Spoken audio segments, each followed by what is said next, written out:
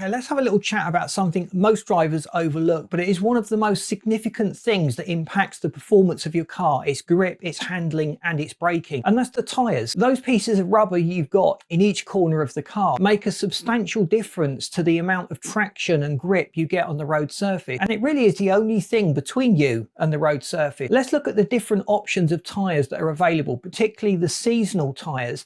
So are all season tyres necessarily better than summer or winter tyres? What are the differences between summer and winter tyres? And what about slicks? How do they compare when you start looking at all the different tyres?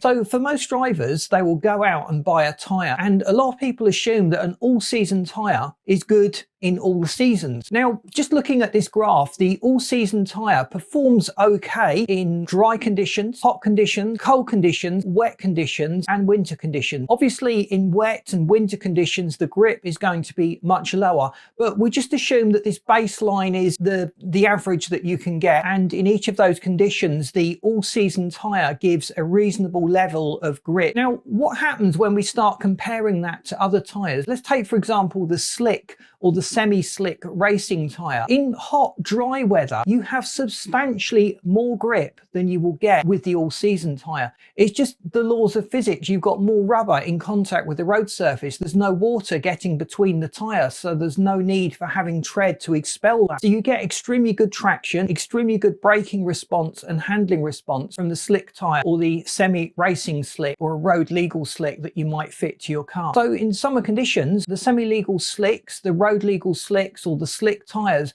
will substantially outperform those all-season tyres. But as soon as conditions change and they get to the wet condition or the winter condition, the performance tails off and it is far below the all-season tyre. Now, winter tyres is something that people consider when they've got very, very extreme climates. Here in the UK, we don't really generally have the extremes, but just thinking about where you live, if you have a lot of snow and a lot of ice, the winter tyres are specially designed to cope with snow and ice and give substantially more grip than you would get in the all-season tyre. But bear in mind that in those conditions, you're always going to get less grip than you would get in the dry condition, just by the natures of physics. So we're just looking at it relative to the baseline of the all-season tyre being averagely good in everything. You put those winter tyres in hot, dry conditions and they perform much worse than the all-season tyre. So there's always a trade-off here. You've got your all-season tyre, which is a bit of a jack of all trades but master of none, I think is the expression that a lot of people use. So it's good all round, but if you have a car that is extensively used in a set of conditions like the roads are always wet, you really do need a wet weather tyre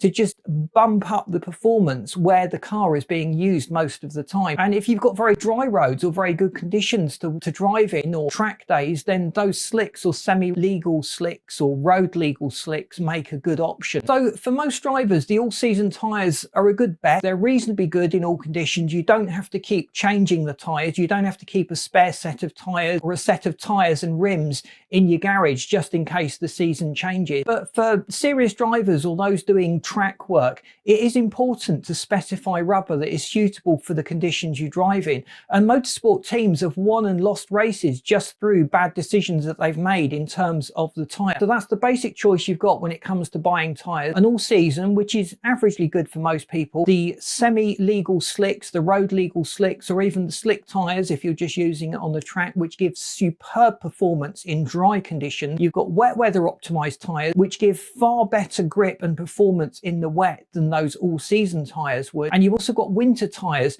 which really do outperform everything else in the winter, the icy conditions, but they perform much worse in those dry, hot summer conditions. So think carefully about the rubber that you choose. Don't waste money unnecessarily. I would say that for most people, particularly those living in the UK, the all-season tyres are a good bet. We do get a lot of rain, or we certainly used to, so maybe bias your choice slightly to a tyre that performs slightly better in the wet than in the dry, so you've got the maximum performance most of the time that you're actually driving the car. So I hope this video stops you wasting a lot of money on your tyre choices. Please boot that like button because that really helps us to get out there, and if you haven't subscribed, please do so. We'd love you to stay tuned, and I'll see you in the next video that I've lined up.